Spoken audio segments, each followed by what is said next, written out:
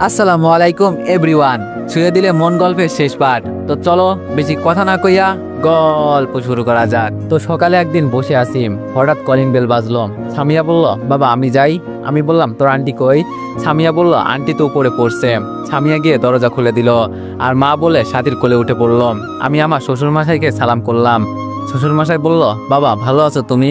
আমি বললাম, এই তো আলহামদুলিল্লাহ ভালো, আপনি? সাথীকে দেখে একটু মায়া লাগলো, ওর চোখগুলো লাল হয়ে আছে, মনে হচ্ছে বেচারি অনেক কান্না করেছে। শ্বশুরমশাই সবাই বসতে বসতে বলল, বাবা তোমার কাছ থেকে আমি এটা আশা করি নাই। আমি বললাম, জি বাবা, বুঝলাম না কি বলতে চান আপনি। সাথীর বাবা বলল, আমার একটা মাত্র মেয়ে, ওকে আমি কখনোই কোনো কষ্টে রাখিনি। বলতে পারো যখন আমার মেয়ে যা চাইছে আমি তাই দিছি, ওর ইচ্ছার কখনো আমি অপূর্ণ রাখি নাই। আজকে যখন আমার মেয়ে আমাকে জড়িয়ে ধরে কান্না করছিল তখন খুব খারাপ লাগছিল আমার। ওকে যখন জিজ্ঞেস করি কেন কান্না করছে, বলে, বাবা সব দোষ আমার, আজকে আমার এই পুলিশের চাকরির কারণে আমার এই অবস্থা। বিশ্বাস করো বাবা, আমার মেয়ের কান্না সহ্য করতে পারি না। ও নাকি পুলিশের চাকরি ছেড়ে দিবে আর তোমার সংসার করবে। আমার মেয়ে আর কোনো ভুল করতে চায় না, আমি কত করে বুঝালাম তাও বোঝে না। আর তুমি নাকি রাগের মাথায় ওকে বকা দিছ। জানি বাবা, স্বামী স্ত্রীর মাঝে ঝগড়া মাঝে মাঝে হয়, তাই বলে এত রেগে যাওয়া লাগে? আমি তোমাকে কিছু বলি নাই, এখানে তোমার কোনো অপরাধ নাই, সব দোষ আমার মেয়ে বলছে। বাবা তোমার কাছে আমার একটাই অনুরোধ, আমার মেয়েকে আর কোনো কষ্ট দিও না। বাবা হয়ে আমি তোমার কাছে অনুরোধ করছি।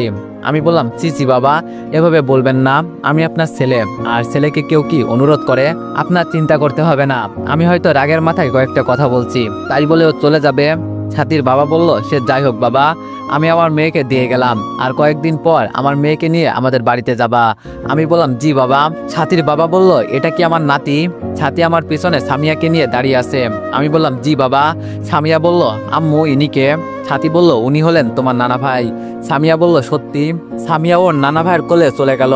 কিছুক্ষণ পর উনি বলল, আজকে আমার যেতে হবে, আমি এখানে একটা দরকারে আসছিলাম। আমি বললাম, কি বলেন, মাত্রই না আসলেন আর এখনই চলে যাবেন? ছাতির বাবা বলল, বাবা, মেয়েটাকে বুঝিয়ে দিয়ে গেলাম আর কাজটাও সেরে ফেলবো। আমি বললাম, আজকে থেকে যান না বাবা, কালকে চলে যাবেন। ছাতির বাবা বলল, না আরেকদিন আসবো। আসি রে মা, আর জামাইয়ের সাথে ঝগড়া করবি না। ছাতি বলল, বাবা কিছু খেয়ে যাও। ছাতির বাবা বলল, না রে মা, এমনি অনেক দেরি হয়ে গেছে। ছাতির বাবা চলে গেল। মিলি বলল, আরে ভাবি তুমি কখন আসলে? ছাতি বলল, এই তো মাত্র বাবা আসছিল। মিলি বলল, ও আচ্ছা, এক কাজ করো, এই সময়ে ভাইয়া কফি খাই, কফি বানিয়ে নিয়ে এসো। আস্তে করে বলল, যাতে আমি শুনতে না পাই। সামিয়া বলল, আম্মু আমিও আসি তোমার সাথে। মিলি বলল, ভাইয়া? আমি বললাম, বল। মিলি বলল, দেখ আমি তোর ছোট বোন, আমি তোর খারাপ চাইছি কোনোদিন বল? আমি বললাম, কেন রে বোন, হঠাৎ এই কথা বলছিস? মিলি বলল, আমি চাই তুই আর ভাবির উপর রাগ করে থাকবি না, আর কোনো রকম ঝগড়া করবি না। আমি বললাম, মাঝে মাঝে কিছু কারণে এই যে ভাই সব এখন তো দেখি সবার হাতে মোবাইল, সারাদিন এই ফেসবুক ইউটিউব কিছু না কিছু নিয়েই ব্যস্ত, কিন্তু ভাই এই সময়টা যদি একটু কাজে লাগানো যাইতো না, তাই আমি তোমাদের একটা মজার প্ল্যাটফর্ম রিকমেন্ড করছি, ব্যাট অন গেম। এইটা একরকম গেমের দুনিয়া ভাই, একদম মোবাইল ব্রাউজার দিয়ে খেলতে পারবা, কোনো অ্যাপস লাগবে না। এখানে ক্লাস, স্পিন, স্পোর্টস সহ অনেক ধরনের ইন্টারঅ্যাক্টিভ গেম আছে। বিকাশ, নগদ, রকেট সবকিছু দিয়ে লেনদেন করা যায়। তুমি শুধু একবার সাইন আপ করবা, তারপর তোমার পছন্দের গেম খেলবা। নতুনদের জন্য প্ল্যাটফর্মটা একদম সহজ, কেউ যদি আগে না খেলো চিন্তা নাই, এখানে আছে 24 ঘন্টা হেল্প, পুরো সিকিউর আর একদম স্মুথ এক্সপিরিয়েন্স। নিচের কমেন্টে লিঙ্ক দিছি, এখনই ক্লিক করো, ব্যাট অন গেমে জয়েন করো আর শুরু করো তোমার গেমিং যাত্রা। মিলি বলল, ভাইয়া আমি তোর কোনো কথা শুনতে চেয়েছি বল। আমি বললাম, এক কাজ কর, তোরা সবাই মিলে আমাকে মেরে ফেল, আমি তো মানুষ না। মিলি বলল, ভাবি আর কিছু করবে না, আমি প্রমিস করছি ভাবির হয়ে। আমার সামনে সাথী কপির মগটা দিল, আমি ওর দিকে না তাকিয়ে হাতে নিলাম। আজকে সারাদিন ওর সাথে কোনো কথা বলি নাই, রাতে সাথে ফোনটা নিয়ে ফেসবুকে ঘোরাঘুরি করছি। অনেক রাত হয়ে গেছে, ওরা মনে হয় ঘুমিয়ে পড়ছে। বসে বসে চিন্তা করছি কি করব, সাথীকে মেনে নিব বুঝতেছি না। হঠাৎ পিছনে কিছুর আসার শব্দ পেলাম, পিছনে তাকিয়ে দেখি সাথী, তার মানে ও এখনো ঘুমায় নাই। ও এসে সরাসরি আমার পায়ের কাছে বসলো। আমি বললাম, উপরে বসেন, উপরে অনেক জায়গা আছে। সাথী বলল, আমার জায়গা যে আপনার পায়ের কাছে, আর যাতে তোমার পা ধরতে পারি এই জন্য এখানে বসলাম। আমি বললাম, সেই দিন আমাকে না বলে চলে গেছিলে কেন? জানো না তোমার যে একজন স্বামী আছে? একথা শুনে সাথী আমার দিকে কান্না দৃষ্টিতে তাকিয়ে আছে। আমি বললাম, কি হলো, আমার কথার উত্তর দিচ্ছ না কেন? সাথী বলল, আমি সরি, তখন তো তুমিও আমাকে যেতে বলছিলে। আমি বললাম, যেতে বলছি দেখে কি আমার অনুমতি না নিয়ে চলে যাবে?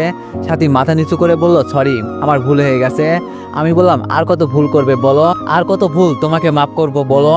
সাথী বলল, এভাবে বলবেন না, আর যাতে কোনো ভুল আমার দ্বারা না হয় এই জন্য আমি চাকরি ছেড়ে দিব। আমি বললাম আমি বলেছি তোমাকে চাকরি ছাড়তে? সাথী বলল এই চাকরির জন্য সবসময় মাথায় চিন্তা থাকে আর শুধু আইনি কথা বলি। আমি বললাম চাকরি করবে ভালো কথা, তবে সবসময় মানুষের উপকার করার চেষ্টা করবে। আর তুমি ইদানিং খুব খারাপ ব্যবহার করছো আমার সাথে।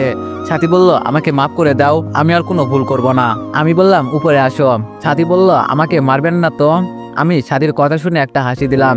আমি বললাম তোমাকে মারার অধিকার আমার আছে, তুমি তো একজন থানার ওসি। পরে আমাকে যদি, সাথী বলল তোমার পায়ে পড়ি, এইসব কথা আমাকে আর বলবেন না।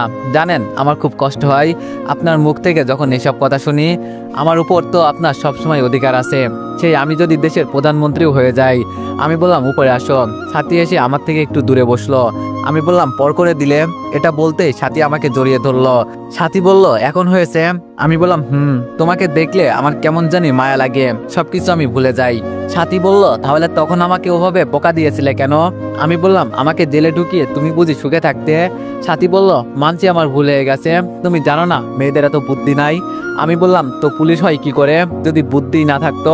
সাথী বলল সেটা তো অন্য হিসাব, আজকে থেকে প্রমিস করছি আমি আমার স্বামীর হুকুম ছাড়া কিছুই করব না, আর সবসময় ওনার অর্ডার মেনে চলবো। আমি বললাম আমি বলছি তবে এমন কোনো খারাপ কাজ করবে না যাতে আমি এবং সমাজের মানুষ তোমাকে খারাপ বলে। সাথী বলল আমি বললাম আজকে আমার একটা কথা খুব মনে পড়ে জানো? সাথী বলল কি? আমি বললাম আমার আম্মু যদি থাকতো তাহলে বলতে পারতাম, দেখো আজকে তোমার ছেলে প্রতিষ্ঠিত, সব আছে তোমার ছেলের। সাথী বলল মন খারাপ করো না, কারণ মা তো আর সারা জীবন বেঁচে থাকে না। আমি বললাম সাথী তুমি কি জানতে আমি আগে কোথায় ছিলাম? সাথী বলল বস্তিতে। আমি বললাম তোমার মাঝে মাঝে এই কথা শুনে ঘৃণা হয় না যে একটা বস্তির ছেলের কাছে তোমার বিয়ে হয়েছে? সাথী বলল বস্তির ছেলে তো মানুষ, আর আমি তো আমার জামাইকে নিয়ে খুব গর্বিত, কারণ তুমি নিজে কষ্ট করে প্রতিষ্ঠিত হয়েছো। আমি বললাম আগের সাথী আর এখনকার সাথীর মাঝে খুব পার্থক্য জানো? সাথী বলল কিভাবে জানতে পারি? আমি বললাম প্রথম যেই দিন তোমার সাথে দেখা হয়েছিল তখন তো তুমি আমার সাথে কথাই বলছিলে না। সাথী বলল আমি তখন বুঝতে পারছিলাম যে তুমি আমার উপর ক্রাশ খেয়েছো। আমি বললাম কেমনে বুঝলাম? সাথী বলল সব ছেলেরাই আমাকে দেখে। আমি বললাম অন্য ছেলেদের সাথে আমার তুলনা দিলে? সাথী বলল আর কত সরি বলবো বলো, কথা বললেও আমার দোষ, আর কথা বলবো না, এই যে মুখে আঙ্গুল দিলাম। আমি বললাম আমি দিতে বলছি তোমাকে। সাথী বলল তো কি করবো? হ্যাঁ আমি শুধু কথায় কথায় ভুল করি। আমি বললাম আমার দিকে তাকাও। সাথী বলল যা পারবো না, আমার লজ্জা করে। আমি বললাম এত লজ্জা রাখো কোথায়, জানতে পারি ম্যাডাম? সাথী বলল তুমি জানো না ছেলেদের থেকে মেয়েদের লজ্জা বেশি। আমি সাথীর ঠোঁটে আমার ঠোঁট মিলিয়ে দিলাম, কিছুক্ষণ পর ছেড়ে দিলাম। সাথী বলল খুশি তো তুমি এখন? আমি বললাম এটা আবার কেমন কথা? সাথী বলল দূর, তোমার সাথে কথাই বলবো না। আমি বললাম আচ্ছা তাও এখন আমি সরি বললাম। সাথী বলল আমি বললাম আচ্ছা সাথী একটা কথা বলি। সাথী বলল বলো। আমি বললাম তোমাকে কেউ কোনোদিন প্রপোজ করে নাই? সাথী বলল কে বলছে প্রপোজ করে নাই? তুমি জানো আমার রাগ কেমন? ফুল নিয়ে এসেছে ঠিকই, কিন্তু হাত নিয়ে বাড়িতে যেতে পারিনি।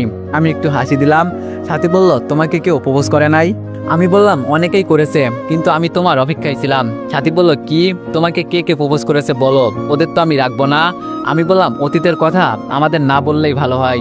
সাথী বলল কথা ঘোরানোর চেষ্টা করবেন একদম। আমি বললাম ধুর, তুমিও না ছোট পোলাপানের মতো বায়না ধরো। সাথী বলল আচ্ছা চলো, অনেক রাত হয়ে গেছে, ঘুমাতে যাবা না? আমি বললাম আরো পরে, এভাবে খুব ভালো লাগছে। কেন তোমার লাগছে না? সাথী বলল কালকে সারাদিন দৌড়াদৌড়ি করতে হবে গো। আমি বললাম কেন? সাথী বলল আরে কালকে এক থানা থেকে বদলে আরেক থানায় আসতে হবে। আমি বললাম আচ্ছা সাথী। সাথী বলল বলো। আমি বললাম আমার সাথে আবার তো কোনো। সাথী বলল যাও, আমি চলে যাব বাড়িতে একটু পর। আমি বললাম সরি, আমার ভুল হয়ে গেছে। সাথী বলল আকাশটা কত সুন্দর দেখার মতো। আমি বললাম বহুদিন পর নিজের প্রিয়জনকে নিয়ে রাতের আকাশ দেখছি, খুব ভালো লাগছে আমার, জানো তুমি? সাথী বলল আমারও একটা ইচ্ছা ছিল বরকে নিয়ে রাতের আকাশ দেখবো, আর আজকে দেখো সেই ইচ্ছাটাও পূরণ হয়ে গেল। আমি সাথীকে কোলে নিলাম। আমি বললাম একটুও ভারী না তুমি। সাথী বলল হঠাৎ করে আমাকে এভাবে কোলে নেওয়ার কারণ? আমি বললাম রুমে চলো বুঝিয়ে দিব। সাথী বলল দেখা যাবে ছাড়ের কত দম আছে।